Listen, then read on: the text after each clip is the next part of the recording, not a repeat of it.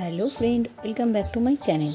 চলে এসছে সকাল সকাল ক্ষীর দইওয়ালা। তা কট করে দইটা নিয়ে নিলাম, কারণ সামনেই ছিল জামাই ষষ্ঠী। তাই জামাই ষষ্ঠীর দিন টাটকা টাটকা দই নেওয়ার মজাই আলাদা। এবার আমি আর আমার মেয়ে চলে গেলাম পুজো করতে।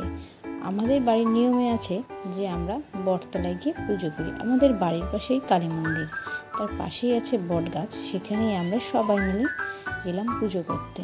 দেখতেই পাচ্ছ বট গাছের নিচে আমরা কলা, তারপরে পাখার উপর রেখে পান, খেজুর, করমচা, আম, শশা, ফল টল দিয়ে বিভিন্নভাবে সাজিয়ে নিলাম। সাজিয়ে নেওয়ার পর বট গাছের সিঁদুর, হলুদের ফোঁটা এবং দইয়ের ফোঁটা দিয়ে বট গাছটিকে বরণ করে নিচ্ছি। তোমরা দেখতে থাকো, কার কার বাড়িতে এরকম নিয়ম আছে অবশ্যই জানাবে। আর গাছে আমরা ষষ্ঠীর সুতোটা দিয়ে দিলাম, ষষ্ঠীতলার সুতোটা। তারপর আমরা বাড়িতে সবাই মিলে হাতে বাঁধি। দেখো, আমিও ধূপকাঠি নিয়ে রেডি। প্রচণ্ড হাওয়া হচ্ছিল, সেজন্য ধূপকাঠিটাও ঠিক করে ধরাতে পারছিলাম না। এখন আমরা সেই পাঁচালিটা পড়ব, মা ষষ্ঠীর ব্রত কথা। সবাই মিলে বসে গেছি। বটতলা জায়গাটা ছোট, একটু বসতে অসুবিধা হলেও কিছু করার নেই। সবাই মিলেই যেহেতু শুনতে হবে, তাই আমটি হাতে নিয়ে সবাইকেই শুনতে হয় ব্রত কথা। তাই সেখানে সবাই মিলে আমরা ব্রত কথা শুনছি।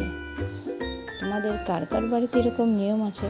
তোমরা কে কীরকমভাবে ষষ্ঠী পুজো করো অবশ্যই আমাকে জানিও কমেন্ট করে। এবং ভালো লাগলে অবশ্যই ভিডিওটি লাইক, কমেন্ট, শেয়ার করো এবং আমার চ্যানেলটিকে এগিয়ে নিয়ে যেতে সাহায্য করো।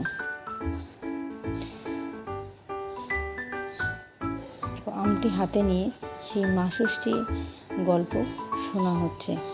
তোমরা কে কে এই ব্রত কথা জানো অবশ্যই আমাকে জানাবে। সেই ব্রত কথাটা তোমাদের কেমন লাগে তোমরা অবশ্যই বলো। সন্তানের জন্য যেহেতু পুজোটা করা হয়, সেই জন্য সবার সন্তান সুস্থ থাকুক, ভালো থাকুক। এবার এই আমটি একটু ফুটো করে নিয়ে বট গাছে ঘষতে হয়, আমদের দিতে হয়।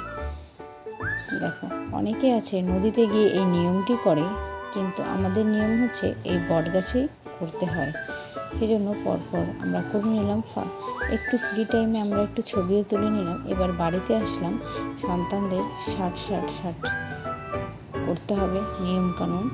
সেজন্য তোমরাও দেখো, প্রথমে ঘিয়ের ফোঁটা, হলুদের ফোঁটা কপালে ছুঁয়ে নিতে হবে। আমিও ছুঁয়ে নিলাম। এবার হাতে সুতো বেঁধে নেব দুজনকে।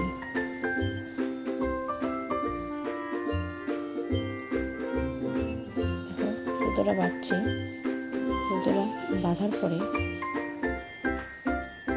ওরা দুজনে ব্যস্ত হয়ে গেছে সুতো বাঁধার জন্য, কিন্তু সুতোটা কী করে যে কাটবো সেটাই বসে পাচ্ছিলাম না, কারণ সুতোটা পুরো পেঁচে গেছে।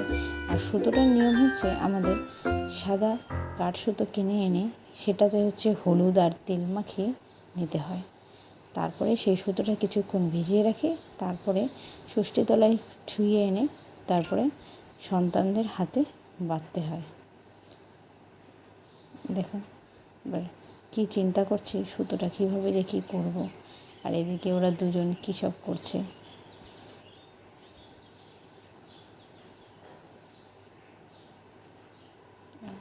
সুতোটা ভাবলাম ওভাবে তো হাত দিয়ে ছেঁড়া যাচ্ছে না, তাই কেঁচিটা দিয়েই কাটি। এই যে পুচকিটা চলে গেল, আবার চলে আসলো।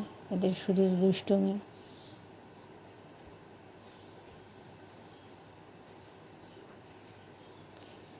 এরাও খুশি সুতো বাঁধার জন্য, আর আমি তো উপোস আছি,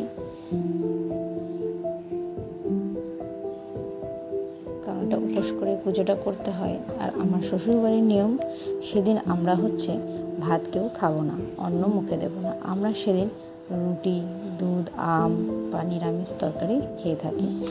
সেজন্য আমাদের বাড়ির জামাইরাও বলে যে আমরাও সেদিন খাবো না, যেহেতু ওনারা সবাই উপোস থেকে নিরামিষ খায়। সেজন্য পরের দিন আমরা জামাই ষষ্ঠীর আয়োজন করি। এই যে আমার পরে এবার আমার দুই বাচ্চা দুটোকে এবার দিচ্ছে। তোমরাও দেখো তোমাদের কেমন লাগলো। থ্যাংক ইউ এভরিওয়ান, কমেন্ট করে জানিও। Bye bye.